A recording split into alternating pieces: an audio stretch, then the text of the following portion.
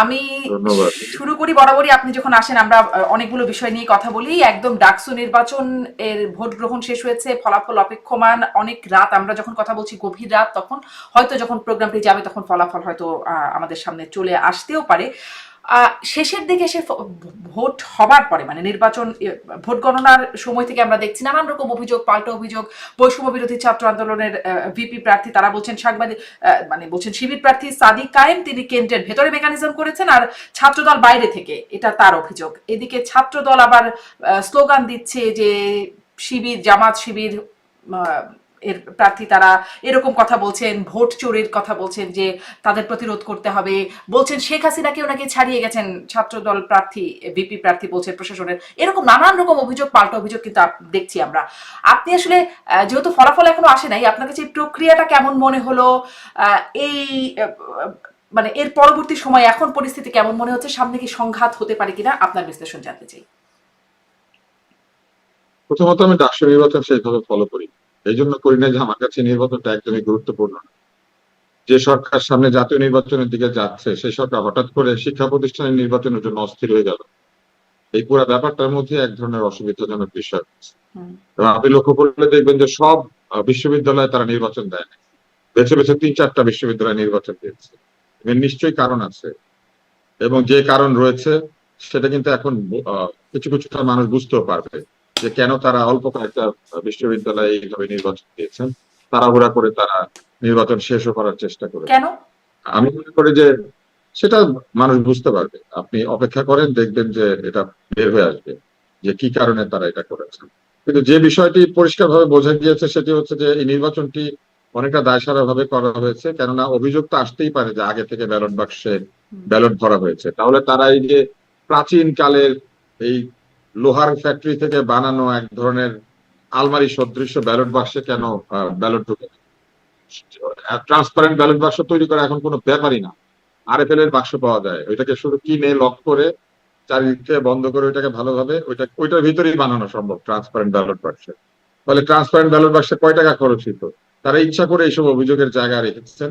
এবং তারপরে তারা আরেকটা কাজ যেটা করেছেন, তারা প্রাতিষ্ঠানিকভাবে এক ধরনের কাণ্ড কারখানা করেছেন, যেটা নিয়ে ছাত্ররা বিক্ষুব্ধ হয়েছে। যেমন কিছু কিছু শিক্ষক কোনো কোনো প্রার্থীকে ভালো বলেছেন, কিছু কিছু শিক্ষক কোন একটি বিশেষ দলের লোককে বলেছেন তোমরা 100 ফিটের মধ্যে থাকতে পারবে না, আবার অন্যদেরকে যেতে দিয়েছেন। এরকম নানান কাণ্ড কারখানা করেছেন, যেগুলি করার মধ্যে দিয়ে আসলে আমার কাছে মনে হয়েছে যে কর্তৃপক্ষেরই ভালো প্রস্তুতি ছিল না। তাদের উচিত ছিল এই শিক্ষকদেরকে ট্রেন করা, কি করে এই ভোটটা করতে হয়। আর বাকিটা হচ্ছে হার জিতের ব্যাপার। আহ আমি মনে করি যে পরাজিত পক্ষ যখন পরাজিত হয়ে যেতে শুরু করে তখন নানান ধরনের অভিযোগ এমনিতেই তুলতে থাকে। হুম। আমি ডাকসু এখন নির্বাচনে একদমই এখন মাথা ঘামা দুই উচিত তিন এই জন্য যে পক্ষকে অভিযোগ এই করতে ডাকসুর দেখা কোনো যাচ্ছে। ভ্যালু নাই। এই পরাজিত ডাকসুর পক্ষ কোনো দেখার ভ্যালু নাই, আগেই দুই কারণ তিন আমি পক্ষ আপনাকে একটা পরাজিত, জিনিস মানে বলি। অভিযোগ শুরু করেছে। আমি আপনাকে একটা জিনিস বলি, সেটা হচ্ছে এই ঢাকা বিশ্ববিদ্যালয়ের যে পুরো প্রক্টরিয়াল বডি হ্যাঁ। এবং ভিসি, এরা নিজেরাই তো প্রসেসের মধ্যে দিয়ে আসে নাই, এদেরকে সরকার বসিয়ে দিয়েছে।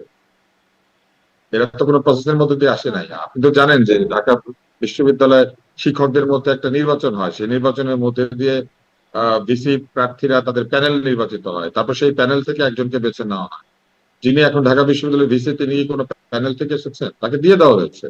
ফলে অনির্বাচিত একটি প্রতিষ্ঠানের অনির্বাচিত ভিসি, অনির্বাচিত প্রক্টর, তারা মিলে একটা নির্বাচন আয়োজন করেছেন। তাদের নিজেদেরই গণতন্ত্রের ঠিক নাই, তারা আবার একটা গণতান্ত্রিক নির্বাচন আয়োজন করার চেষ্টা করেছেন। এই সবকিছুর মধ্যে একটা মানে গোঁজামিল আছে। এই এবং আমার কাছে গোঁজামিলই তো মনে আমরা হচ্ছে আসলে, যে মানে আমাদের জাতীয় হয়েছে নির্বাচন হয়েছে কি প্রক্রিয়াও কি হবে, এক সেই বছর গোঁজামিল থাকবে। না? না না, কোনটা? মানে আপনি বলছেন অনির্বাচিত প্রশাসন এখন একটা নির্বাচন আয়োজন করছে। আমাদের জাতীয় নির্বাচনের জন্য তো, মানে জাতীয় নির্বাচনে তো আমরা অনির্বাচিত সরকারের দ্বারাই জাতীয় চাই বরং। নির্বাচনে তো আর কোনো উপায় নাই, নির্বাচিত সরকার পালায় গেলে কি করবে? হুম। আপনি যাদের যে নির্বাচিত সরকার বলতেছেন, প্রথমত তারা নির্বাচন করতো না, না, তারা তাদের মনের কথা ইচ্ছা মতো বলছি না। বসে বসে। আমরা তো কোনো না, সময় পালাইছে তো তত্ত্বাবধায়ক সরকার। চাইছি, না তত্ত্বাবধায়ক না, যে সরকার। সরকার পালায়ে গেছে সেই সরকার পালায়ে গেলে অনির্বাচিত সরকার ছাড়া কেমনে আসবে? ওই সরকারকে নির্বাচন দিয়ে ওই পালাইছে। সরকার থাকাকালীনও তো দাবি ছিল তত্ত্বাবধায়ক সরকারের, তাই না? ওটাই তো মূল দাবি ছিল হ্যাঁ, একটা। ওই সরকার থাকাকালে তত্ত্বাবধায়ক সরকারের দাবির চাইতে যেটা বেশি দাবি ছিল সেটা হচ্ছে নিরপেক্ষ নির্বাচন। ওই সরকার থেকে কিন্তু 3টা নির্বাচন করেছে, হুম। এবং সেইখানে বিশেষ বিশেষ রাজনৈতিক দল অংশ নিয়েছে। 18তে বিএনপি অংশ নিয়েছে, তার আগেও দলগুলি অংশ নিয়েছে, পরেও দল অংশ নিয়েছে একটা দুইটা। ফলে নির্বাচনটা এমন হয় নাই যে কেউ অংশ নেয় নাই, নিয়েছিল, কিন্তু তারা নির্বাচন করতো না। সবাই জানতো যে নির্বাচনের ফলাফল নির্দিষ্ট।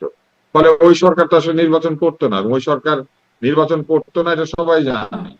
ওরা সবসময় অনির্বাচিত ছিল। 2028 নির্বাচনের পর থেকে বাকি যতগুলো নির্বাচন করেছে কোন নির্বাচনের আগামাথা ছিল না। একটার মধ্যে 153 জন ইলেক্টেড হয়ে গেছে, আরেকটার মধ্যে লোকজনকে ডেকে নিয়ে এসে তারপরে 5টা 6টা সিট ধরাই দিচ্ছে, আরেকটার মধ্যে তো কেউ নির্বাচন করেই নাই, নিজেরা এবং নিজেদের ভাই বোনেরা মিলে নির্বাচন করেছে। আগের সরকার যদি না পলাইতো তাহলে কি এই সরকার আসতো? এই সরকার আসার পিছনে সম্পূর্ণ দায়িত্ব তো আগের সরকারের। পলাই গেছে দেখে। জি, তা তো বটেই, কিন্তু আগের সরকার কে তো আর নির্বাচনকালীন সরকার হিসেবে কেউ চায় নাই, চেয়েছিল সবাই তত্ত্বাবধায়ক সরকারের আমলে। আগের সরকারকে নির্বাচনকালীন সরকার হিসেবে না চাইলে নির্বাচনগুলি কিভাবে হয়েছে? 18 সালে নির্বাচন না, হচ্ছে সেগুলো না। তো ঠিক হয় নাই, আপনিও বলছেন, আমরা জানি। আগের সরকারকে বিশ্বাস করার পরে আগের সরকার প্রতারণা করেছে। আগের সরকার নির্বাচন নিয়ে টাল বাহানা করে নির্বাচনের পুরো পদ্ধতিটাকে নষ্ট করে দিয়ে গণতন্ত্রহীন একটা দেশ কায়েম করেছিল। ফলে তত্ত্বাবধায়ক সরকারের দাবি ছিল না, দাবি ছিল গণতন্ত্রের। নির্বাচন ঠিক মতো করলে কে আছে সরকারে কে জানতে চায়? নির্বাচন ঠিক মতো হলে কি সরকারের তত্ত্বাবধায়ক সরকারের দাবি তো ছিলই না, ডাক্তার আব্দুল নূর সাহেব, ছিল যে ফেরেশতা বসিয়ে দিলেও নির্বাচন সুষ্ঠু হবে না, ফেরেশতা আসলেও। আপনি ভুল করছেন। তত্ত্বাবধায়ক সরকারের কোনো দাবি ছিল না, দাবি ছিল নিরপেক্ষ গ্রহণযোগ্য নির্বাচনের। এবং আরেকটা দাবি ছিল তত্ত্বাবধায়ক সরকার আদালত বাতিল করে। এই দাবি তো ছিল 14 ইলেকশনের আগেও ছিল। নির্দলীয় নিরপেক্ষ সরকারের এক ধরনের দাবি উঠেছিল, কারণ ওই সরকার পক্ষপাত করছিল। কিন্তু ওই সরকারের অধীনে কি আরো নির্বাচন হয় নাই? রাজনৈতিক দলগুলো তাকে বিশ্বাস করেছিল। ওই সরকার একটা প্রতারক সরকার। আমি মাঝে মাঝে লক্ষ্য করি যে সেটি তো বটেই নির্বাচন সুষ্ঠু হয় নাই। 14 নির্বাচনের আগে থেকে কিন্তু এই নির্দলীয় নিরপেক্ষ সরকারের দাবিতে ছিল। যাক, আবার একটু চোর যে ছিল এবং পলাতক যে হয়েছে, এই দুইটা আপনি স্বীকার করেন। হ্যাঁ, তা তো বটেই। তারপরে তো বাকিটা না, তা তো বটেই, তারা তো ঠিকমতো করে নাই। চোর পালিয়ে গেলে আসবে কোথা থেকে? চোর পালানোর পরে যে সরকার এসেছে এটা তো চোর পালানোর পরের সরকার। জি, এটা চোর পালানোর পরে সরকার। এই সরকার আসার আগে, এই পালানোর আগেও আসলে এই দাবিটি তত্ত্বাবধায়কের দাবি বা নির্দলীয় নিরপেক্ষ দাবি সেই 14 সাল থেকে নির্বাচনের দাবি ছিল। শোনেন, তত্ত্বাবধায়ক সরকার না কোন সরকার ওইটাতে কিছু আসে যায় না। দাবি ছিল নিরপেক্ষ সঠিক নির্বাচনে। নির্বাচন এই সরকারের আন্ডারে হইলেও যদি নিরপেক্ষ না হয়, মানুষ বলবে নির্বাচন নিরপেক্ষ হয় না। সারা দুনিয়াতে তত্ত্বাবধায়ক সরকার দিয়ে নির্বাচন হয়, সেটা হয় না। কিন্তু নির্বাচন ঠিক মতো হয়। নির্বাচন ঠিক মতো করতে তত্ত্বাবধায়ক সরকার লাগে না। চোর বদমাইশ বাটপার ক্ষমতায় থাকলে নির্বাচন ঠিক। দুঃখের ব্যাপার তো সেটাই যে চোর বদমাইশ বাটপাররাই কেন যেন মানে যখন সরকার বা দলীয় সরকার থাকে তখন কেন জানি সেরকমই একটা পরিস্থিতি তৈরি হয়ে যায়। ভোটার হাতের অধিকারের কথা বলে আইসা চুরি বাটপারি করলে তাদেরকে কে বিশ্বাস করবে? ভোটার ভাতের অধিকারের কথা বলেই তো চুরি বাটপারি করেছে, লক্ষ লক্ষ কোটি টাকা চুরি করে নিয়েছে। আমাদের মতো সাধারণ আমাদের টাকা পয়সা চুরি করেছে। জি, সেটা ঠিক আছে। আমি এবারে আরেকটু আসি যে আপনার কি মনে হয় যে এই পরিস্থিতিকে নিয়ে, মানে ডাকসু তো এখনো ফলাফল যেহেতু হয়নি, তারপরে কি একটা সহিংস পরিস্থিতি হতে পারে? এখন যেরকম দেখা যাচ্ছে পরিস্থিতি উত্তপ্ত, পাল্টা অভিযোগ। ডাকসুতে আলাদা করে কি সহিংসতা হবে? এই বিশ্ববিদ্যালয়ে সহিংসতা হয় নাই, পিটায় লোকজন মানে নাই। এই বিশ্ববিদ্যালয়ে আগে পরে সহিংসতা হয়। বিশ্ববিদ্যালয়ের ছেলেপেলেরা বের হয়ে আসা অন্য জায়গা থেকে মবও করে। সুতরাং এইখানে আলাদা করে সহিংসতার কি আছে? পুরো দেশই তো সহিংসতার মধ্যে আছে। আচ্ছা, পুরো দেশ সহিংসতার মধ্যে আছে, এই প্রসঙ্গটা আরেকটু আসবো। কিন্তু স্বরাষ্ট্র উপদেষ্টা বলছেন যে ডাকসু নির্বাচনের মডেলেই জাতীয় নির্বাচন হবে। এটি কি আমাদের জন্য একটা আশার বার্তা নাকি? আপনি কেমন? ডাকসু নির্বাচনের মডেলটা কি জিনিস? ডাকসু নির্বাচনের মডেলটা আসলে কি? ডাকসু নির্বাচনের মডেলটা আসলে কি? এটা একটু অনেক ব্যাখ্যা করে বলবে বা আপনি বলতে পারেন। আমি তো ডাকসু নির্বাচনের আলাদা কোনো মডেল দেখি না। ডাকসুতে তো পিয়ার নাই। ডাকসুতে কি উচ্চ কক্ষ নিম্ন কক্ষ আছে? ডাকসুতে কি পার্সেন্টেজ রিপ্রেজেন্টেশন আছে? ডাকসুতে কি অনিবন্ধিত, মানে ডাকসুতে পড়ে না, ঢাকা ইউনিভার্সিটিতে পড়ে না, রেজিস্ট্রেশন নাই, তারা নির্বাচন করতে পারে? সেই নির্বাচন হবে, সেই মডেলে হবে? ওনাদের তো বহু দল আছে, এখনো রেজিস্ট্রেশন নাই। বহু প্রার্থী, মানে বহু দল আছে যার কোনো প্রার্থী নাই। তো ডাকসু মডেলে নির্বাচন কিভাবে করবে? ডাকসু মডেলে কি পিয়ার হবে? মানে এটার মধ্যে আসলে কোনো অর্থ খুঁজে পান না আপনি? হ্যাঁ, আমি অনেক কিছু অর্থ খুঁজে পাই না। এটা আমারই দুর্বলতা, আমি বুঝি না। আচ্ছা, এটা তো ধরেন আমার মূর্খতা, আমি বুঝি না। আমি বুঝি না বলে ওনাদের কথাবার্তা বোঝা যায় না। ওনারা অত্যন্ত জ্ঞানী, অত্যন্ত, মানে আমি মনে করি যে অত্যন্ত উচ্চ ভাবনা চিন্তার লোক। বিদেশে থেকেছেন অনেকে, অনেকে বিদেশি ডিগ্রি করেছেন, অনেকে বিদেশ থেকে ট্রেনিং নিয়েছেন। বাংলাদেশের পড়ালেখা তো তারা করে না। আমি একজন খুবই নাদান লোক, আমি বিদেশে পড়াশোনা করি না, আমি বাংলাদেশে কিছু পড়াশোনা করেছি। তাহলে আমি কি করে বুঝবো বিদেশে পড়াশোনা করলে বুদ্ধির কি অবস্থা হয়? আচ্ছা, আমরা আসলে মানে পড়াশোনাটার তো আসলে ব্যাপারটা, তারা আসলে কি বলছেন আর তার কি সেখান থেকে কি অর্থ বের হচ্ছে, জিনিসটা তো এটাই। কিন্তু আমাদের তো বুঝতে হবে, কারণ আমরা বাংলাদেশের মানুষ, দেশে থেকে বা বাইরে থেকে। পুরস্কার পান, আপনি যদি আগা মাথা যত পুরস্কার আছে সব পান, তাহলেই তো আপনি অনেক কিছু বুঝবেন। পুরস্কার না পাইলে, বিদেশে পড়াশোনা না করলে, বিদেশিদের সাথে ছবি না তুললে আপনার আবার কিসের দাম? আমারই বা কিসের দাম? জি, আসি এবার একটু বিদেশিরা আমার জড়ায় না ধরলে আমার কোনো দাম আছে? জি ডাক্তার। বিদেশিরা আমার সাথে হাত না মিলাইলে আমার কোনো দাম আছে? এই বাংলাদেশে বিদেশিদের হাত পা জড়ায় ধরতে পারলেই তো আপনার অনেকের সাথে যাদের ছবি টবি আছে তারাই তো বাংলাদেশ চালাবে, আজকেও চালাবে, কালকেও চালাবে, অতীতেও চালাইতো। আগে হুম, সরকারের প্রধানমন্ত্রী গিয়া সেলফি তুলা পোস্টিং, সমস্ত নেতা নেত্রীরা খুশি জি হয়। এই প্রসঙ্গটা তাহলে একটু আসি, বিদেশিদের হাত পা জড়ায় ধরলে অনেক দাম পাওয়া যায় বা সে তা না হলে আসলে দাম নাই।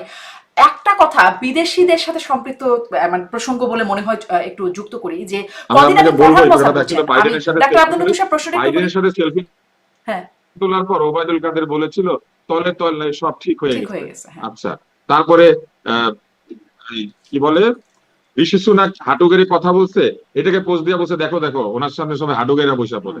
এখন এটা একটা সাধারণ ভদ্রতা ব্রিটিশদের, এটা আওয়ামী লীগেরা বুঝতো না। বিদেশিরা কিছু করলে পরে তার উল্টায় পড়ে যেত। আহ, ট্রুডোর ছেলে জাস্টিন ট্রুডো না কি যেন, সে একটুখানি মাথা ঝুঁকায় কথা বলছে, বলে দেখো মাথা ঝুঁকাইছে। আরে লম্বা লোক খাটো লোকের সামনে মাথা হুম ঝুঁকাবে না তো কি হুম করবে? হুম এইসব আবল তাবল জিনিসপত্র আওয়ামী লীগ চালু করে দিয়ে গেছে, হুম এই বিদেশিদের হাত পা টিপা। এখন আপনি যদি হাত পা টিপা চালু করে দিয়ে যান, বাকিরা এখন হাত পা টিপা এখন ফুল মাসাজ স্পা সব দিতেছে। হুম হুম।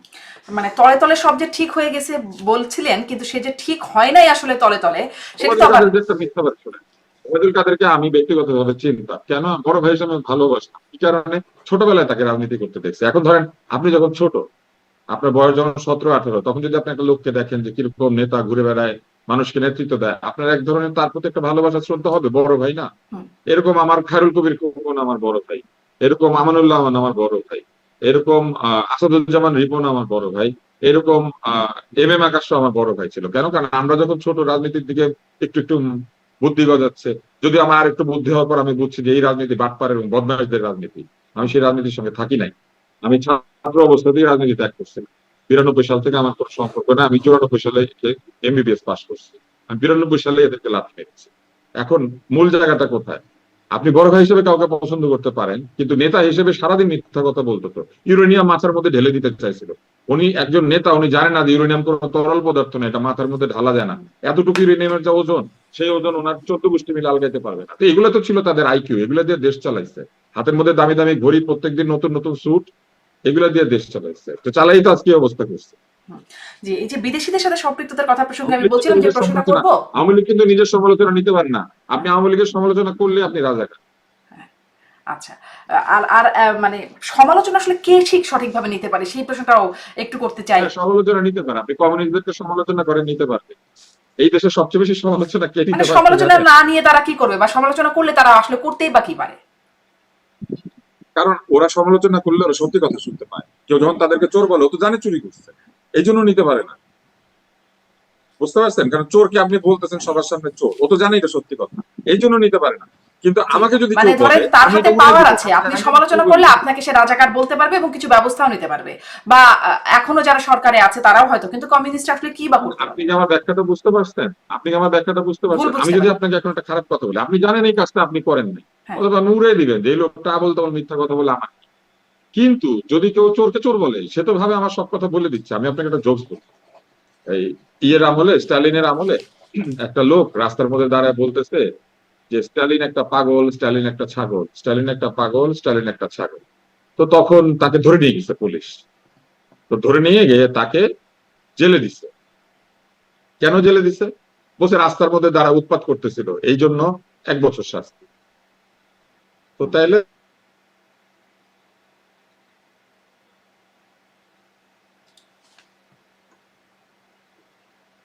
বাকি, বলে যে বাকি 10 বছর শাস্তি হচ্ছে রাষ্ট্রীয় গোপন তথ্য ফাঁস করে দিছে। আপনি আচ্ছা বুঝতে পারছেন কথা? আচ্ছা, মাঝখানে একটু ফ্রিজ হয়ে আপনি গিয়েছিল, ফ্রিজ হয়ে মানে গেছেন। 1 বছর সাজা এটা হচ্ছে আমার উৎপাত করছে, আর বুঝতে বাকি পারছেন? 10 বছর হচ্ছে রাষ্ট্রীয়। বলেছে 1 বছর শাস্তি হয়েছে, সে রাস্তায় দাঁড়ায় পাগলামি করতেছিল, হুম সেই জন্য উৎপাত। হুম কিন্তু 10 বছরের সাজা হয়েছে যে সে রাষ্ট্রের গোপন তথ্য ফাঁস করে দিচ্ছে। স্টালিন যে একটা পাগল এবং ছাগল সে বলে দিচ্ছে। তো আচ্ছা স্টালিন মাইন্ড করবে না? হুম। সত্যি কথা বলে দিচ্ছে তো, এই মানে জন্য তার দশ মানে বছরের সাজা। আওয়ামী চোরকে লীগ অবশ্য চোর বললে এরকম। আওয়ামী সাজা লীগকে হয়, চোর এখন বলে জানি বর্তমানে কারা আমরা চোর। যা দেখছি। আওয়ামী লীগ যে চোর, আওয়ামী লীগ যে চোর, হুম এইটা হচ্ছে আওয়ামী লীগের প্রথম সমালোচনা। ভোটও চুরি করছে, টাকাও চুরি করছে। জি জি, এখন তো মানে খুব ভালোভাবেই বলা যায়, সেটি তাদেরকে বললে এখন আর কিছু হয় না, কিন্তু সরকারকে সমালোচনা করলে কি কিছু হয়? আমি মানে ওই একটা বিদেশিদের প্রশ্নটা আবার এড়িয়েই গেলাম, আমি পরের প্রশ্নে চলে আসি, যেহেতু এই প্রসঙ্গ চোরকে চোর বললে সাজা বা ব্যবস্থা প্রসঙ্গটি আসলো। আমরা দেখলাম মঞ্চ ৭১, সেখানে লতিফ সিদ্দিকী, আমাদের সাংবাদিক মঞ্জুর আলম পান্না, হাফিজুর রহমান কার্জন, শ্রদ্ধেয় শিক্ষক আমাদের, তারা একের পর এক মানে তারা গ্রেপ্তার হলেন, তারা কারাগারে আছেন, তাদের মানে জামিন হচ্ছে না, রিমান্ডও নাকি হবে বা হয়েছে কিনা আমি এখন অবশ্যই সবশেষ খবর জানি না, আবেদন করা হবে এতটুকু পর্যন্ত জানতাম। তারপরে এই মঞ্চ ৭১ সাথে সম্পৃক্ততার কথা বলে সেই সন্ত্রাস বিরোধী আইনেই আবু আলম শহীদ খান সাবেক সচিব গ্রেপ্তার হলেন। এরপরে আরো একজন সচিব গ্রেপ্তার হয়েছেন সন্ত্রাস বিরোধী আইনেই। এরপর কে বা কারা এটা আমি বলতে পারি না কে বা কারা, কারণ আমার কাছে খুব অবাক লেগেছে যে কামাল হোসেন এবং জেডাই খান নাই, দুইজন সেখানে যাবেন বলেছে, কিন্তু জেডাই খান পান্না যায় নাই। তো তাহলে সন্ত্রাস যদি করে থাকে, সবচেয়ে বড় সন্ত্রাস তো জেডাই খান পান্না নিজেই করেছে। তো সেই লোক তো দেখে আবার বিবৃতি দিচ্ছে। আর কামাল হোসেন সাহেব যাবে বললো কেন মানুষজনকে? এটা তো বলে তিনি আরেকটা খারাপ কাজ করেছে। কামাল হোসেন সাহেব প্রায় এরকম খারাপ কাজ করে, এখন তিনি অসুস্থ হয়েছেন, তাকে অবশ্য উনি আগেও এরকম করেছে। না, উনি অসুস্থ উনি জানে না, তো উনি এখানে যাবে এই কথা বলছে কেন? মানুষজনকে তো ওনার নাম ব্যবহার করে লোক ওরা টাকাটাকি। তার মানে কি, মানে যারা আয়োজক ছিল তাহলে তাদেরকে কেন ধরছে না সরকার, যদি আসলে ধরার মতো কাহিনী থেকে থাকে? তো আমি কি জানি ভাই, এই যে আপনি প্রশ্ন করেন সরকার কেন ধরেন, আপনি সরকারের একটা লোককে প্রশ্ন করেন। সরকারের লোকরা আসলে উত্তর খুব একটা পাই না তাদেরকে ধরার জন্য। আপনারা বিভিন্ন জনের সাথে কথা বলেন, কি ব্যাখ্যা আপনারা দিতে পারেন, কি মনে হয় সেটাই জিজ্ঞেস করেন। আপনি আমাকে জিজ্ঞেস করেন যে সরকার কেন এই কাজটা করে না, সরকার কেন করে না সরকার বলতে পারবে, আমি কেন বলতে পারবো? আমি বলতে পারবো আপনার মতো না করাটা কি সঠিক হচ্ছে নাকি ভুল হচ্ছে? না না, আমি সঠিক আর ভুলও বলতে পারবো না। সরকার অনেক কিছু করে, অনেক কিছু করে না। সরকার কোন কাজ কেন করে এটা সরকার ছাড়া কেউ জানে। কারণ আপনি দেখবেন যে একই সরকার এক জায়গাতে একরকম আচরণ করে, আরেক জায়গাতে আরেক রকম আচরণ করে। এই জিনিসটাই তো মানুষজনকে দ্বিধাদ্বন্দ্বে ফেলে দিয়েছে, যে আসলে তারা কোনটা আসলে তারা করে বা কোনটা করতে চায়, কোনটা করতে চায় না, কেউ তো বলতে পারে না। যেমন আমি আপনাকে ছোট্ট উদাহরণ দিই, একদল লোক গিয়ে একটা আবৃত্তির অনুষ্ঠান বন্ধ করে দিয়েছে। এখন মজার ব্যাপার শোনেন, ওখানে দুইটা আবৃত্তি হচ্ছিল, মানে দুইটা আলাদা আলাদা সংগঠন। এখন একটা সংগঠন তাদের অবস্থাটা হচ্ছে এরকম যে আবৃত্তির বিভিন্ন লোকজন তো এই যে সম্মিলিত সাংস্কৃতিক জোট, তারপরে কি আবৃত্তি ফেডারেশন, এগুলোর মধ্যে ছিল, এবং বাংলাদেশের বড় বড় আবৃত্তির দলগুলাতে এরাই নেতা হিসেবে বসেছিল। এটা খুবই স্বাভাবিক ব্যাপার যে অন্যান্য রাজনৈতিক দলের এত সংস্কৃতি নিয়ে মাথা ঘামানোর ব্যাপার ছিল। এখন এরা কোথাও যাইতে পারে না। এখন এদের কাছ থেকে যারা আবৃত্তি শিখেছে, ছোট ছোট বাচ্চা কাচ্চা ছেলে মেয়েরা, এরা তো আগে ওদের ওই দলে গিয়ে একটুখানি স্টেজে যেত, একটুখানি গল্প করতো, একটু কবিতা বলতো, একটু খুশি হইতো, একটু ছবি তুলতো। এরা তো পয়সা করে দিয়ে আবৃত্তি শিখেছে সব আবৃত্তি স্কুল থেকে। এখন সেগুলোর কোনোটাই কোনো অনুষ্ঠান নাই। এখন তারা নিজেরা একটা অর্গানাইজেশন বানাইছে, ওটার নাম দিচ্ছে শব্দসুধা। তারপর ওইটাতে তারা গিয়ে একটু আবৃত্তি করবে, সেটা বন্ধ করে দিচ্ছে, বলছে আবৃত্তির ভিতরে নাকি ফ্যাসিবাদী কবিতা আছে। কেন? ওইখানে কিছু কবি আছে তারা নাকি ফ্যাসিবাদী কবি। এখন নির্মলেন্দু গুণ মনে করেন ৭১ সালে একটা কবিতা লিখছে, ওই সময় কোন ফ্যাসিবাদ ছিল? নির্মলেন্দু গুণ একটা কবিতা লিখছে, মনে করেন হুলিয়া কবিতাটা। এখন এইটা কোন ফ্যাসিবাদী কবিতা হবে? তাই না? আসলে এরকম অদ্ভুত যুক্তি দিয়ে এখন বহু কিছু কাজ হচ্ছে, এবং এইসব কাজে বাধা দেওয়ার মতো কোনো আগ্রহ সরকারের নাই। মানে সরকারের আগ্রহ নাই, কিন্তু মানে যদি বলি সুশীল সমাজ বা যারা এই বিষয়গুলো নিয়ে কথা বলে, আছে নাকি বাংলাদেশে সুশীল সমাজ বলে? তো বাংলাদেশে একটা কিছু ছিল, এটা প্রথমে ধ্বংস করেছে আওয়ামী লীগ। আওয়ামী লীগ প্রথমে সুশীল সমাজের সুবিধা নিয়েছে, তারপরে আওয়ামী লীগের মতের বিরুদ্ধে সামান্য সমালোচনা করলে তাদেরকে সুশীল বলে গালিগালাজ, আতেল সুশীল, এই যে গালিগালাজের যে প্রক্রিয়াটা, সুশীলদেরকে গালিগালাজ দেওয়ার যে জিনিসটা, এটা শুরু করেছিল আওয়ামী। এবং তারা বলার চেষ্টা করতো কি যে সুশীলরা তত্ত্বাবধায়ক সরকার বানায় দেশকে নষ্ট করেছে, 111 নাকি সুশীলরা নিয়ে এসেছে, সুশীলরা নাকি তলে তলে মানে ঘিও খায়, আবার উপরের দিকে সয়াবিন তেলও খায়, এইসব আবল তাবল কথাবার্তা বলতো। তো সুশীলদেরকে যে আক্রমণ করা এবং নিজস্ব সুশীল বাহিনী তৈরি করা, যারা সুশীল না, যারা মানে শিশিল, মানে তেলের শিশি হাতে করে, সুশীলদের বদলে শিশিল জাতি তৈরি করেছিল, তেলের শিশি হাতে করতো। এই শিশিল জাতিটা তৈরি করেছিল তো আওয়ামী লীগ। এখন এই শিশিল গুলো আর কথা বলে না, কি করে বলবে? তেল দেওয়ার পা নাই, তেলের শিশিতে প্রতিনিয়ত তেল ভরে দেওয়ার লোক নাই, সব পালিয়ে গেছে। আমি কিন্তু এই সুশীল গুলার একদমই পছন্দ করি না, এগুলো আওয়ামী লীগের সুশীল। আওয়ামী লীগের সুশীল গুলার কাজই ছিল আওয়ামী লীগ আবল তাবল কথা বলে। আওয়ামী লীগের সুশীলরা পালিয়েছে, এখন আর কোনো সুশীল নাই। আমি আপনাকে আরেকটা, মানে এখন আমাদের সমাজে কোনো সুশীল নাই, মানে সুশীল নাই।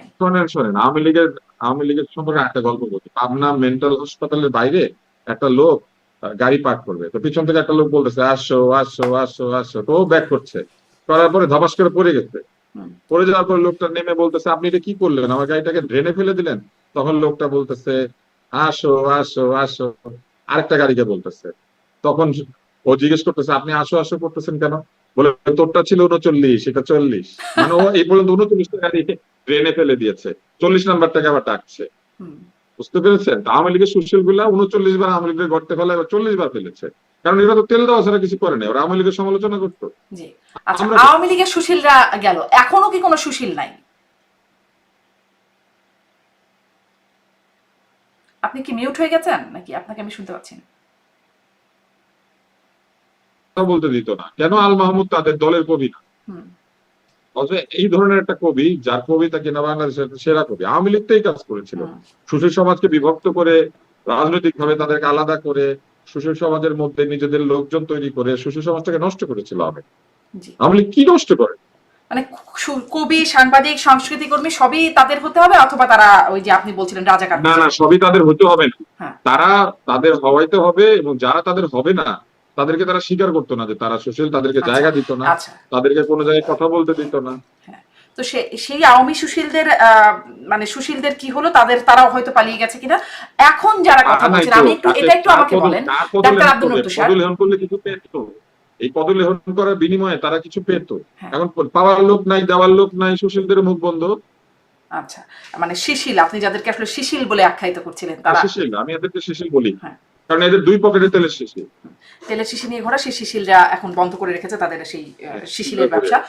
কিন্তু এখন যারা তখন সমালোচনা করার যে সমস্যা ছিল, এখন আমি আসলে যে প্রসঙ্গটা নিয়ে তুলছিলাম যে মঞ্চ ৭১-এর সাথে সম্পৃক্ত সবাই, আপনি বলছেন আয়োজকদের কিছু হচ্ছে না, বাকিদেরকে জেলে ভরছে, মানে কারোরও কি কিছু হওয়া উচিত? তাদেরকেও কি জেলে ভরা আমি এটা উচিত, নাকি সম্ভবত উত্তর দিচ্ছি, আসলে আমি এটা ব্যাপারটা কি? নিয়ে আলোচনা করতে আগ্রহী না। আমি এটার উত্তর দিয়েছি, আমি এই প্রশ্নটার উত্তর দিচ্ছি, এটা নিয়ে আমি আলোচনা করতে আর আগ্রহী না। মানে তাহলে কি, মানে তাদের নিয়তিটা কি বলে আপনার মনে হয়? তারা কি জেলে, যারা আগে ছিলেন তাদের মধ্যে এটা জেলে নিয়তি থাকবে হচ্ছে, যদি এরকমই মনে হচ্ছে নাকি? শোনেন, বিচার আদালত যদি ঠিক থাকে তাহলে কোনটা সত্য কোনটা মিথ্যা সেটা তো বের হবে, তাই না? বিচার এবং আদালতকে প্রমাণ করতে হবে বিচারের মধ্যে দিয়ে যে তারা সুবিচার দিচ্ছে। সুবিচার না হইলে মানুষ বুঝে, ভুয়া মামলা হইলেও মানুষ বুঝে। মানুষের সেন্স তো আর কমন সেন্স, এটাকে তো আপনি সরাই নিতে পারবেন না। মানুষ বুঝে না এটা ভাবার তো কোনো কারণ নাই। এনসাইক্লোপিডিয়া ব্রিটানিকা একটা খুব সুন্দর কথা আছে যে পৃথিবীর মানুষের সবচেয়ে পাওয়া যায়, মানে মানুষের যে সাধারণ বুদ্ধি, এটাকে বলে কমন সেন্স। কিন্তু এখানে বলা আছে যে কমন সেন্স হচ্ছে পৃথিবীর সবচেয়ে রেয়ার সেন্স। এই এই যে সাধারণ বোধ বুদ্ধি, এটাই পৃথিবীতে খুঁজে পাওয়া যায় না। এবং মানুষ আরেকটা কথা বলে, মানে যাদের উইজডম আছে তারা বলে যে ক্ষমতায় গেলে এই কমন সেন্স একদম হারিয়ে যায়। জি। বুঝছেন? তো এখন কমন সেন্স হারিয়ে গেছে। কাকে ধরবে ভুয়া কাকে মামলা, ধরবে মিথ্যা না, মামলা এই হয় না। ব্যাখ্যাটা আসলে সরকারের। মানুষ তো দেখতে পায় কোনটা সত্য কোনটা মিথ্যা। আপনি তো এটা ঢেকে রাখতে পারবেন না। আওয়ামী লীগকে ঢেকে রাখতে পেরেছিল যে তারা চুরি করে? কেউ কি ঢেকে রাখতে পেরেছে তার অপরাধ? এটা পারে না। সুতরাং অপরাধের কোনটা অপরাধ কোনটা অপরাধ না, কোনটার জন্য কি শাস্তি হওয়া উচিত, এগুলো তো মানুষ বুঝে। আপনি যতই ক্ষমতায় থেকে যাই করেন না কেন, কোনটা অন্যায় হচ্ছে আর কোনটা ন্যায় হচ্ছে এটা প্রশ্ন করে জানার কিছু নাই। আপনি কিন্তু নিজের বুদ্ধি কিন্তু দিয়ে এটা কি বিচার বলা করেন। যাবে না যে কোনটা অন্যায় আপনি হচ্ছে নিজের কোনটা বুদ্ধি ন্যায় দিয়ে হচ্ছে? বিচার করেন না। আমি মনে করেন আপনার ইন্টারভিউটা নিচ্ছে, আপনি বলেন আপনার এটা ভালো লাগছে না? আপনার কি মনে হয় এটা দেখে? না, আমি কারণ আমিও এটার বাইরে ছিলাম। জি, আমি বাইরে থেকে দেখছি, তাই না? আমি তো ওখানে যাইনি। আমি আসলে যদি আপনি আমিও জানি। আমাকে প্রশ্নটা করেন, আমার মনে হয় যে আমি স্পষ্ট হতে পারছি না যে তাদের অপরাধটা কি, তাদের মানে তাদের তো তা আমি বলতে কেমন হবে স্পষ্ট সন্ত্রাস হবো? বিরোধী। আমিও তো স্পষ্ট হই নাই, আমিও কেমন স্পষ্ট হবো? আমিও হই নাই, এ জাতীয় স্পষ্ট হয় নাই। হ্যাঁ। স্পষ্ট করার দায়িত্ব কার? আচ্ছা, আপনি বলেন, এটা তাহলে স্পষ্ট যেগুলো করার দায়িত্ব। চোখের সামনে স্পষ্ট দেখা যাচ্ছে সেখানে সরকার আসলে ব্যবস্থা নিতে পারছে না, কিন্তু যেগুলো অস্পষ্ট ধোঁয়াটে কারণে সরকার গ্রেপ্তার করছে, তাহলে এটার জন্য কি, মানে এটা এই বিষয়ে একটা বক্তব্য, বিবৃতি বা কিছু তো একটা বলার থাকা দরকার নাকি? আপনি ফেডারেশন গুলোর নাম জানেন না? এতগুলো যে ফেডারেশন পালতো আওয়ামী লীগ, ওই ফেডারেশন গুলোর নেতা নেত্রীদেরকে ডাইকে এনে একদিন জিজ্ঞেস করেন। এই শিশিলদেরকে ডাকেন না। এই শিশিলরাই তো আওয়ামী লীগকে ভর্তি ফলাইছে। কারণ সারাদিন তালি দিত, আসো আসো আসো, 39 40, সারাদিন তালি দিত। এখন কি কোনো মানে শিশিল বাদর আছে? নাচে, এখন কি সব বাদর শিশিলরা কি শেষ নাচলে হয়ে যে গেছে নাকি বাদর, এখনো শিশিল আছে? বাদর নাচে যে বাদরটা তালি দিতে থাকে না, এরা ওরকম বাদর নাচ করছে। হ্যাঁ। তালি দিত আর খালি তালি দিত, যাই করে তালি দিত, তালি দিতে দিতে ফালে দিচ্ছে। ডাক্তার আব্দুল স্যার, এখন কি কোনো তালি দেওয়া শিশিল আছে নাকি সব শেষ? এখন তো সুশীল সমাজ না। কোথায় সুশীল মানে সমাজ? কে শিশিল আছে সমাজ বলেন? আছে কিনা আপনার ভাষায় শিশিল? শিশির সমাজ সবসময় থাকে, শিশির সমাজ গজায় যায়। কারণ শিশির সমাজ ছাড়া তো ক্ষমতার কাছ থেকে কিছু আদায় করা যায়। ক্ষমতার কাজই হচ্ছে ক্ষমতার পা দেখা যায়, ক্ষমতার হাত দেখা যায় হচ্ছে নির্যাতনে, পা দেখা যায় হচ্ছে তেল দেওয়ার জন্য। ক্ষমতার হাত আর পাই দেখা যায় দুইটা। হাত হচ্ছে মানুষের উপর নির্যাতন করে, ক্ষমতার লম্বা হাত বলে না, আর পা হচ্ছে এটা গেড়ে বসে থাকে, উঠবে না, সে ক্ষমতার চেয়ারে বসে থাকবে। চারটা হচ্ছে চেয়ারের পা, দুইটা হচ্ছে নিজের পা, 6 পা নিয়ে বসে। এখন এই 6 পায়ের মধ্যে 2 পায়ের মধ্যে তেল দিলে ক্ষমতা আহু করে, যে তেল দেয় তারা কিছু দিয়ে দেয়। সেরকম তৈলজীবী এখনো আছে, আপনি চারদিকে তাকালে দেখতে পাবেন। তৈলজীবীরা বুদ্ধিজীবীদের সম্মান নষ্ট করেছে, সুশীলরা সুশীলদেরকে ধ্বংস করেছে। আগাছা যেভাবে বিরাট জঙ্গলকে নষ্ট করে ফেলে, ওইরকম। জি, আমি এই প্রশ্নটি করছিলাম, আপনি বলছিলেন এই প্রসঙ্গে আপনি আর কথা বলতে চান না, যেহেতু বিষয়টা আমার মতো আপনিও অস্পষ্ট যে কি অপরাধে তাদেরকে, কিন্তু আপনার কাছে কি এটা মনে হয়? স্পষ্ট বলেন, কে স্পষ্ট? এই পান্না বেটা সবাই দাওয়াত দিল কেন, আর দাওয়াত দিয়ে নিজে গেল না কেন? হুম। তাহলে কি এটা একটা ফাঁদ পাতা হয়েছে বলে মনে হচ্ছে?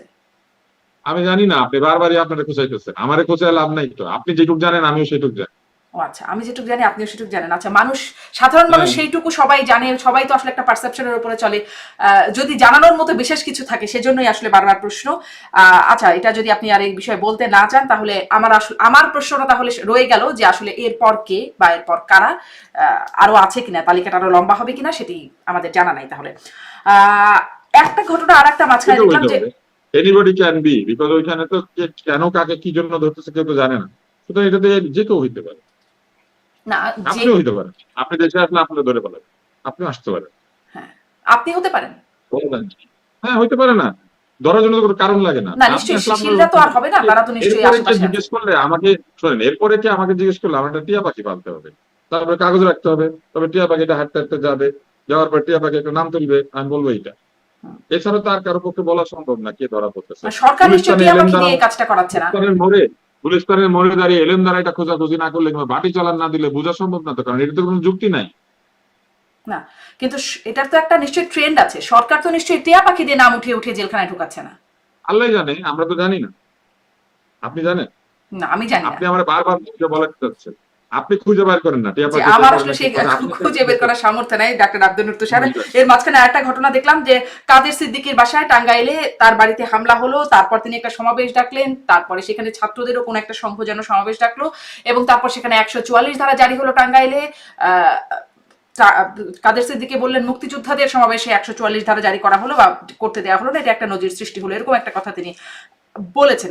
একটু আপনার কাছে এই ঘটনাটাকে কি মনে হয় যে পাল্টাপাল্টি, কারণ আওয়ামী লীগের সময়, আপনি বারবার আওয়ামী লীগের কথা বলছেন, আওয়ামী লীগের সময় আমরা দেখতাম যে যখন বিএনপি একটা সমাবেশ বা কিছু একটা বিক্ষোভ টিক্ষোভ দিত তখন দেখা যেত আওয়ামী লীগও পাশাপাশি দিত, পুলিশ বলতো কেউই অনুমতি পেল না। সেরকমই কি কোনো খেলা এখনো চলছে? আমি আসলে জানি না, আমি জানি না কাদের সিদ্দিকী হঠাৎ করে কেনই বা একটা সমাবেশ ডাকবেন, কেনই বা সেই 144 তার বাড়িতে হামলার জন্য আসলে মানে এই কাদের সিদ্দিকার দল আছে না, সেই দল কি এই ঐক্যমত দাওয়াত পাইছে, ওনার আগে গিয়ে মিটিং করছে?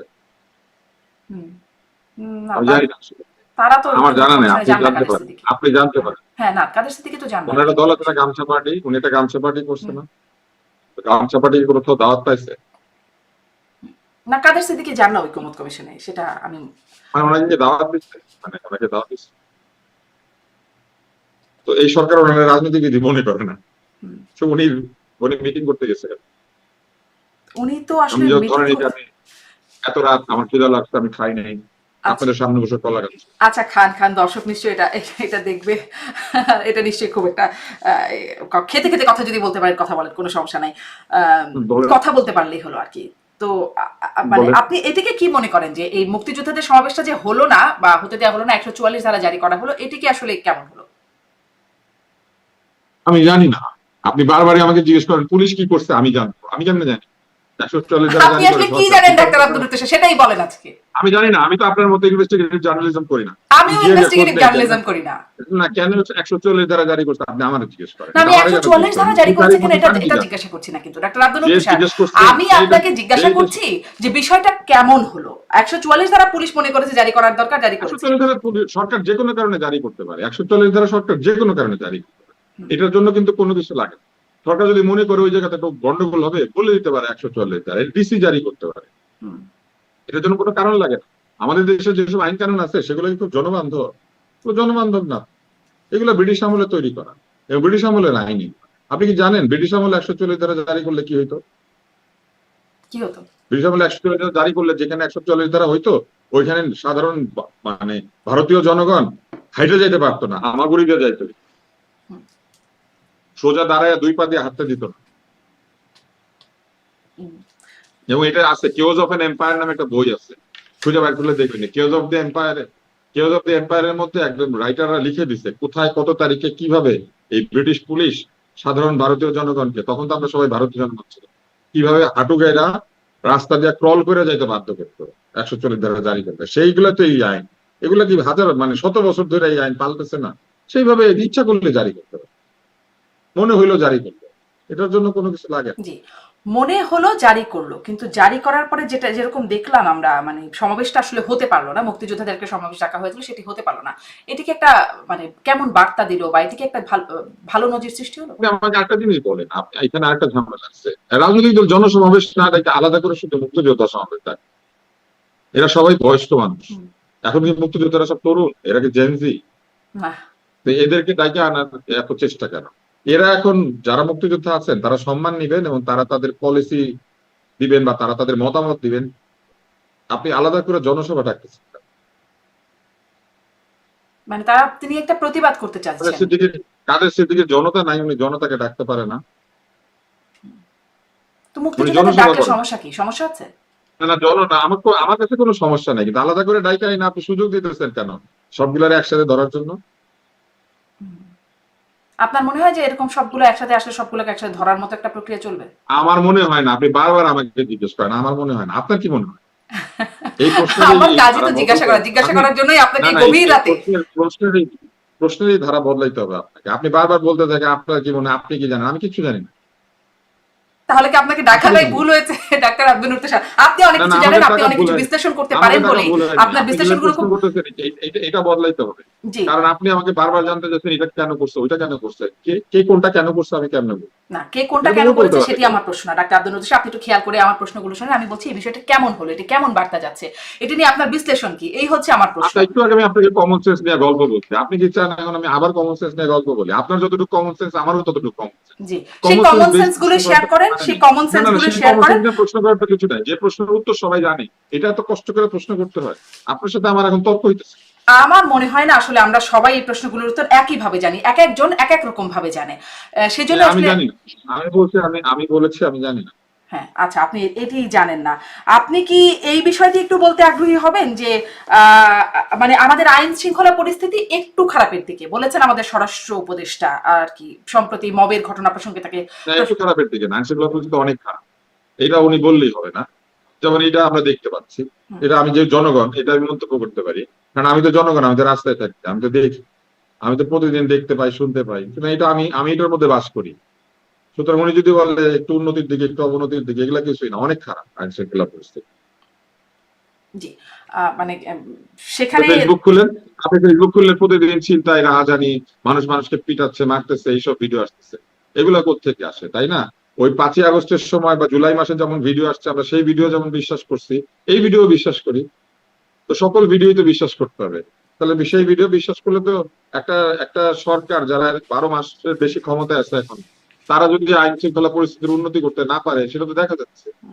আইন শৃঙ্খলা পরিস্থিতি একটু খারাপের দিকে অবশ্য তিনি বলছেন, আপনি বলছেন বেশ খারাপ, অনেক খারাপ, অনেক খারাপ, অনেক খারাপ। জি, কিন্তু এই অনেক খারাপ পরিস্থিতি, যেমন ধরেন যে প্রসঙ্গটি আপনি মন্তব্য করতে চাইলেন না, সেরকম খুঁজে খুঁজে সন্ত্রাস বিরোধী আইনে গ্রেফতার করা হচ্ছে। আমি যেটা জানি না সেটা আচ্ছা, আপনি জানেন না বলে, কিন্তু সেখানে খুঁজে খুঁজে গ্রেফতার করা হচ্ছে সন্ত্রাস বিরোধী আইনে। অন্যদিকে এই যে আপনি বলছেন যে এখানে পিটিয়ে মারা হচ্ছে, ওখানে নানান রকম মব দেখা হচ্ছে, বিশেষ করে বাজারগুলোতে। নাকি কেউ কি পলায় ছিল? যারা গ্রেফতার হয়েছে কেউ কি পলাতক ছিল? খুঁজতে হয় নাই, খুঁজে খুঁজে কাউকে গ্রেফতার করছে, যাকে চাইতেছে তাকে। কিন্তু ওই তো একটা নির্দিষ্ট আইনে যাকে তাকে তো আর মবের মানে মবকারী হিসেবে ধরছে না, সন্ত্রাস বিরোধী আইনে ধরছে তাদেরকে। আমার প্রশ্নটা হচ্ছে তাদেরকে এভাবে এটা থেকে নড়তে পারতেছেন না আপনার, এটা ছাড়া আর কোনো বিষয় না। না, আমার বিষয় আছে, আমার প্রশ্নটা আপনি শোনেন। তাদেরকে ধরা যাচ্ছে, কিন্তু এই যে মাজারে হামলা হচ্ছে বা দরবার শরীফে হামলা হচ্ছে, একের পর এক মব হচ্ছে। 7 জন না 9 জনকে মাজারে হামলার জন্য ধরেছে, কিন্তু মাজারে যখন হামলা হচ্ছে তখন কেউ বাধা দেয় না। তো বিষয়টা এরকম যে আগে করে ফেলো, হ্যাঁ আগে করে ফেলো তারপরে ধরো, তো এটা তো আসলে অর্থহীন হয়ে যায়। হ্যাঁ, তো আমার প্রশ্নটা এখানেই যে এখানে কেন আসলে এভাবে ধরতে পারছে না? এটা কি আপনার কিছু মনে হয় যে এখানেও কোনো পারছে না, সীমাবদ্ধতা না নাকি উদ্দেশ্য? এইটা আবার বলতে পারবে পুলিশের, তো আপনি বারবারই বলেন কেন ধরতে পারছে না, কেন ধরতে পারছে না, আমি কেমনে বলবো? পুলিশের কি আপনি আমাকে বলেন, ধরেন আজকে সকালে কেন আপনি ডিম ভাজতে পারেন না, আমি কেমনে বলবো? বিষয়টা তেমন না মোটেই ডাক্তার আব্দুল নূর তুষার। এই প্রশ্নগুলোই এখন বারবার জিজ্ঞাসিত হচ্ছে যে এটা কি পুলিশের না এই সীমাবদ্ধতা প্রশ্নগুলো জিজ্ঞেস নাকি করলে আমাকে পুলিশের। করেন, আমি জানি না কেন। Why and how, that is two different question. কেন ধরছে না এটা যে ধরছে না সে বলতে পারবে, আমি কেমনে বলবো কেন ধরছে না?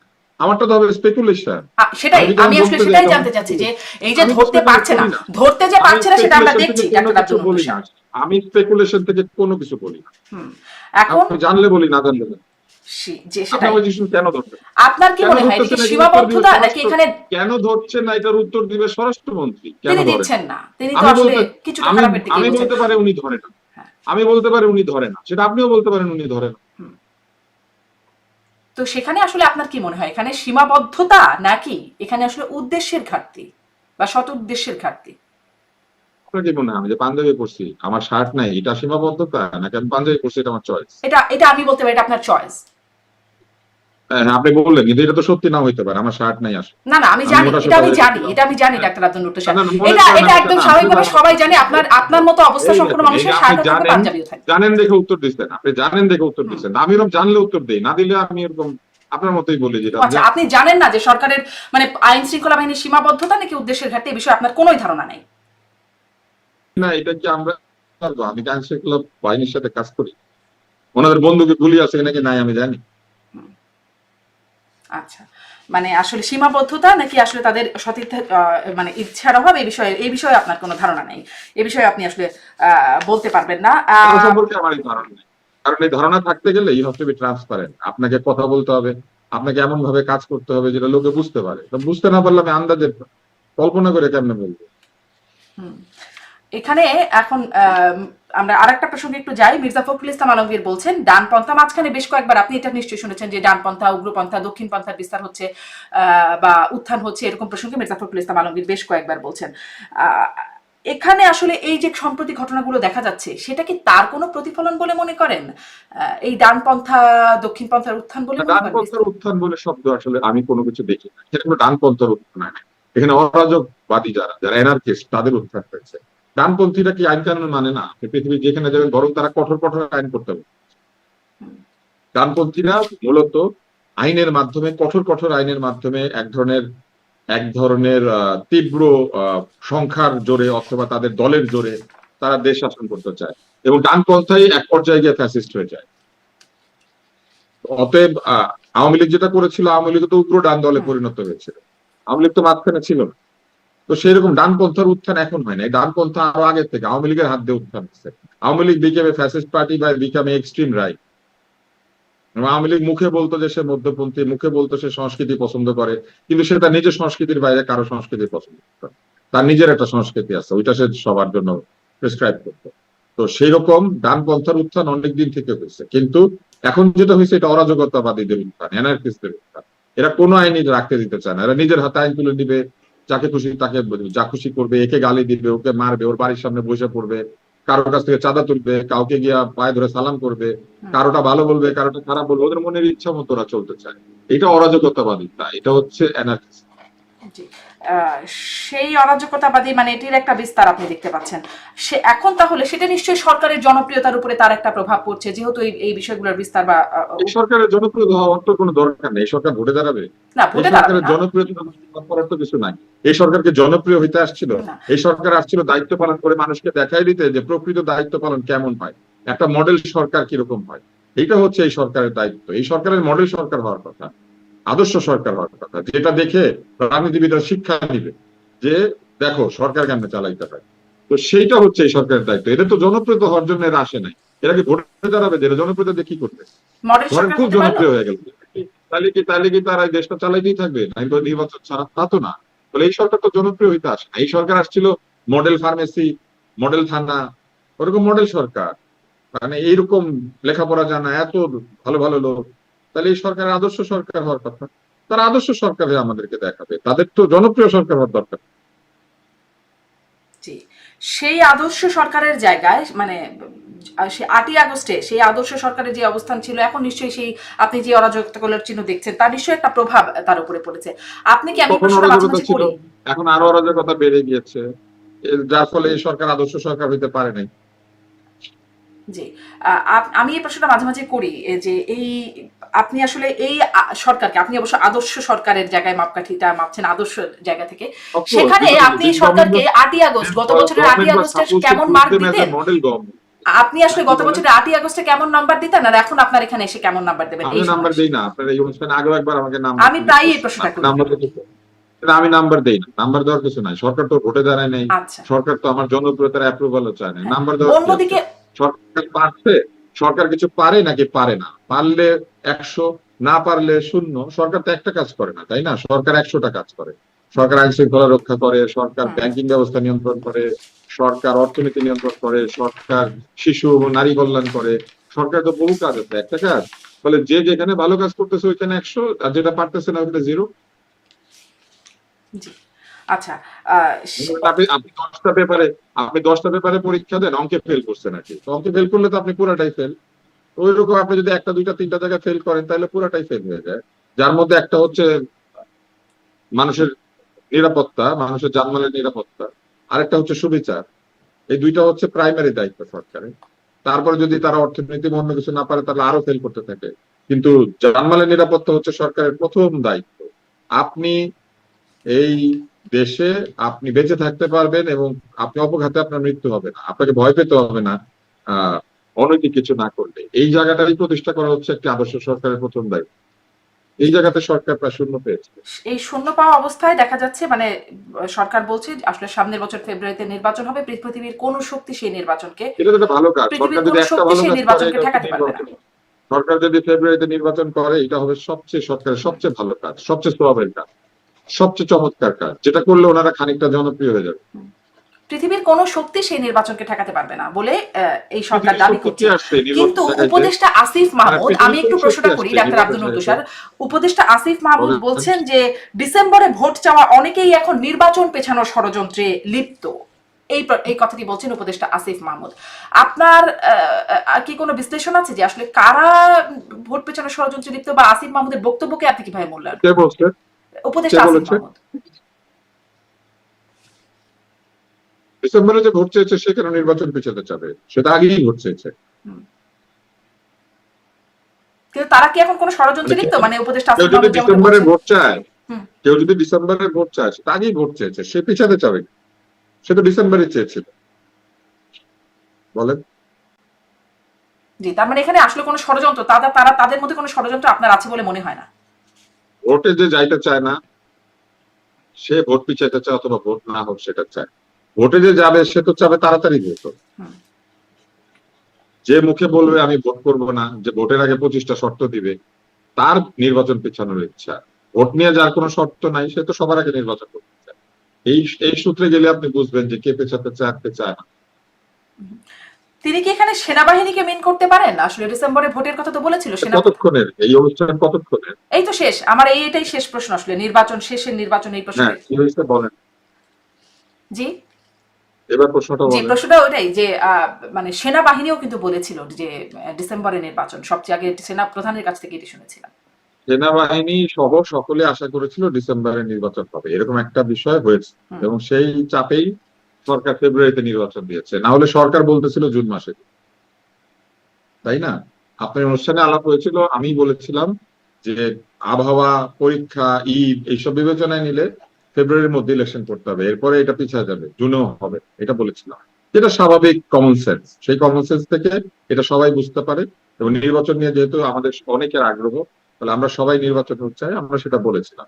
সেই হিসাবে ডিসেম্বর হচ্ছে সবচেয়ে ভালো সময় ছিল, কারণ শীতকাল। তারপরে যদি ধরেন ডিসেম্বর ভালো না হয় তাহলে ফেব্রুয়ারি মাঝামাঝি পর্যন্ত শীতের একটা আমেজ থাকে। তো এর মধ্যে নির্বাচন হয়ে গেলেই নির্বাচন ভালো হবে, নাইলে মার্চ এপ্রিলে ঝড় বৃষ্টি শুরু হবে, তারপরে অনেক কিছু ঝামেলা হবে। পয়লা বৈশাখ ধরেন পার হইলো আর আপনি নির্বাচন করতে যাচ্ছেন, রমজান আসবে, তারপরে আসবে কোরবানির ঈদ, মাঝখানে বৈশাখী ঝড়, তাই না? এগুলো শুরু হবে। অতএব নির্বাচন করতে গেলে এটা ওই ডিসেম্বর থেকে ফেব্রুয়ারির মধ্যেই করতে হবে, এটাই স্বাভাবিক। সেই সরকার রাজি হয়েছে, এক মাস পিছাইছে, এটা তেমন কিছু না। ডিসেম্বর থেকে ফেব্রুয়ারি ষড়যন্ত্র করছেন বলে যে অভিযোগ উঠছে, সেটি আসলে কাদের বিরুদ্ধে অভিযোগ হতে পারে সেটির সম্পর্কে কোনো মানে বিশ্লেষণ আছে কিনা, সেটি ছিল প্রশ্ন। নির্বাচন পিছানোর ষড়যন্ত্র তো কেউ করছে বলে আমার কাছে মনে হচ্ছে না। নির্বাচন যাতে না হয় সেই ষড়যন্ত্র হয়তো কেউ করতে পারে। পিছায় তো কোনো লাভ নেই। মনে করেন নির্বাচন, মনে করেন আপনি আপনি একটা টেলিভিশন কিনবেন, তো এটা আপনি এখন না কিনে 2 মাস পরে কিনছেন, তো পিছায় কি লাভ হলো? 2 মাস টিভি দেখলেন না, এই তো। ফলে নির্বাচন পিছায় কারো লাভ হবে না, নির্বাচন বন্ধ করলে কারো লাভ হতে পারে। কেউ যদি ষড়যন্ত্র করে সে পিছাতে চাইবে কেন? পিছালে সে জিতবে, ব্যাপারটা তা না। কেউ যদি চায় সে নির্বাচন বন্ধ করতে চাবে, ষড়যন্ত্র আল্লাহরা নির্বাচন বন্ধ করতে চাবে, তারা নির্বাচন পিছাতে চাবে, পিছালে তো হবে জিনিসটা। আওয়ামী লীগের কি নির্বাচন বন্ধ করার কোনো ষড়যন্ত্র থাকতে পারে? এটাও দাবি করা হচ্ছে যে ও যে লোক, মনে করেন যে লোকের বিশ্বকাপে খেলার যোগ্যতা নাই, বাংলাদেশ মনে করেন বিশ্বকাপ বানচাল করার চেষ্টা করতেছে, ব্যাপারটা এরকম হয়ে গেল না?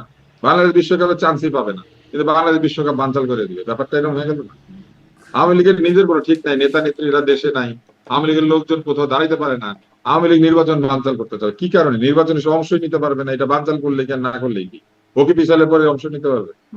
আওয়ামী লীগের এখন কি অবস্থা আপনি দেখেন, আওয়ামী লীগ কোথা থেকে এটা বানচাল? তারপরে এই যে অভিযোগ তোলা হয় নির্বাচন বানচালে ভারত থেকে আওয়ামী লীগ ষড়যন্ত্র করছে, নির্বাচন হইলে কি আওয়ামী লীগের ক্ষতি হবে? কোন নির্বাচন যদি হয়ে যায়, জি সেটি তো প্রশ্ন। না হইলেও কি কোনো লাভ হবে? না হইলেও কি আওয়ামী লীগের লাভ হবে? আর হইলে কি আওয়ামী লীগের লাভ হবে? কোনোটাতে আওয়ামী লীগের লাভ হবে না। নির্বাচনের সাথে তার সম্পর্কই নাই, তার নিজের নিবন্ধন নিয়ে টানাটানি, তার নিজের রাজনৈতিক দলের অস্তিত্ব নিয়ে টানাটানি, সে নির্বাচন হইলে কি না হইলে। তার মানে নির্বাচন বানচালে আওয়ামী লীগের ষড়যন্ত্র, এই বিষয়টির খুব একটা ভিত্তি নাই। না, এগুলো হইলো শোনেন, কেউ না কেউ বানচাল করতে হবে, না কাউকে না কাউকে শত্রু বলতে হবে। এখন ধরেন আপনার পরাজিত শত্রু, সে যেহেতু এখানে উপস্থিত নাই, বলে একটা কিছু বললেই তো হয়, বলে। কিন্তু আসলে যারা নির্বাচন পিছাতে চাবে বা পিছাতে চাবে না, এদের নির্বাচনের সঙ্গে এদের ক্ষমতার কোনো সম্পর্ক থাকতে হবে, নাইলে সে পিছায় দিবে। অনেক ধন্যবাদ ডাক্তার আব্দুল নূর তুষার। কেউ যদি নির্বাচন পিছালে কেউ যদি জিততে পারে, কিংবা নির্বাচন না হইলে কেউ যদি ক্ষমতার সুধা পান করতে পারে, তারা চাবে। এটা তো আওয়ামী লীগের চাওয়া না চাওয়ার কথা না। আওয়ামী লীগ এখানে সিনের বাইরে, আপনার এই আওয়ামী লীগ নাই তো দেশে। আওয়ামী লীগ কোথায়? আওয়ামী লীগ পালাই গেছে, একবার আমরা বলতেছি, আবার বলতেছি আওয়ামী লীগ ষড়যন্ত্র। পালানো লোক ষড়যন্ত্র করবে কেন? অনেক ধন্যবাদ ডাক্তার আব্দুল নূর তুষার। আমরা যখন প্রোগ্রামটি করছি তখন আসলে অনেক রাত, আপনি ক্ষুধায় কাতর অবস্থায় কথা বলছেন, এজন্য হয়তো অনেক প্রশ্ন আপনি উত্তর দিতে। আমি কোনো কিছু অনেক প্রশ্ন যেটা উত্তর দিই না সেটা উত্তর দিব না। কিছু কিছু প্রশ্ন মানে সাথে ক্ষুধার কোনো সম্পর্ক নাই। অনেক ধন্যবাদ ডাক্তার আব্দুল নূর তুষার, অনেক ধন্যবাদ আপনাকে। এই প্রশ্নগুলো অযৌক্তিক। আমি আপনার একটা কথা বলি শারমিন, সেটা হলো আপনারা যেহেতু ইন্টারনেটে এই শো করেন, আপনারা constantly you want to create a debate and you want to create some kind of a sensational question. আপনারা সারাক্ষণ পুশ করতে থাকেন এটা উত্তর দিতে, যেটার উত্তর আমি দিব না। এটা আপনি আমার পেটে বোমা মারলো ভাই, এই চেষ্টা আমার সাথে না করাই। জি না, তারপরেও আমার এই কাজটা আমাকে করে যেতে হবে। আপনিও এখন একটা টক শো করেন, সেখানে আপনিও ক্রমাগত প্রশ্নই করেন। আমি এটা করি, আমি কখনো কি কেন কিভাবে এই নিয়ে বা কি মূল্যায়ন, এই হচ্ছে প্রশ্নের একটা বেসিক কনক্লুশনে যে থাকতেই হয়। আমি কখনো কেন জিজ্ঞেস করি না, কেন উত্তর দিতে পারবে যে সেই কাজটা করছে সে, আমি বাকিটা জিজ্ঞেস করি। আমি কোনো জিজ্ঞেস করি না যে কেন করছে, কেন করছে এটা জিজ্ঞেস করতে হবে যে করেছে সে। কেন করেছে বলে আপনার মনে হয় ডাক্তার আব্দুল নূর তুষার, কেন করেছে বলে আমার মনে হয়, আমার নানান রকম কিছু মনে হতে পারে। সুন্দর একটা ছবি আছে না আপনার পিছনে, যে সুন্দর একটা ছবি আছে, মনে করেন এখানে দেখা যাচ্ছে অনেকগুলো উদ্ভিদ এবং পথ, তো মনে করেন এগুলো একটা আশ্রয় ভেঙে ফেলছে। যদি এটা আসল না, আপনি একটা ছবি নিচ্ছেন, মনে করেন কেউ আশ্রয়তে, এখন ও আশ্রয়তেছে, আমি আপনারা জিজ্ঞেস করতেছি কেন ভাঙে, ও যে ভাঙতেছে তারে জিজ্ঞেস করতে হবে আপনি কেন ভাঙেন, ব্যাপারটা এরকম। জি না, তারপরেও আমি অবশ্য প্রশ্নের যৌক্তিকতা পাই। আমি তখন এইভাবে প্রশ্নটা এভাবেই করবো যে ও কেন আছড়াচ্ছে বলে আপনার মনে হয়, আপনার কি মনে হয়, ওর উদ্দেশ্য কি হতে পারে? আমি 30-35 বছর উপস্থাপনা করছি, তো ফলে আমার কাছে মনে হয় যে অন্তত আর কিছু না হোক অভিজ্ঞতা আমি ব্যাপারটা বুঝি। অনেক ধন্যবাদ ডাক্তার আব্দুল নূর তুষার। উপস্থাপনার বা প্রশ্ন করার মানে আপনার জায়গায় ভিন্নতা থাকবে বলে আপনার একটা অনুষ্ঠান, আমার একটা অনুষ্ঠান। আপনার বয়স 35 হয় নাই, বুঝছেন? আমি 35 বছরের বেশি উপস্থাপনা। অনেক ধন্যবাদ ডাক্তার আব্দুল নূর তুষার। এটা ঠিক না, আমার বয়স 35 হয় নাই। আজকের মতো বিদায় নিচ্ছি, ধন্যবাদ দর্শক সাথে থাকবার জন্য।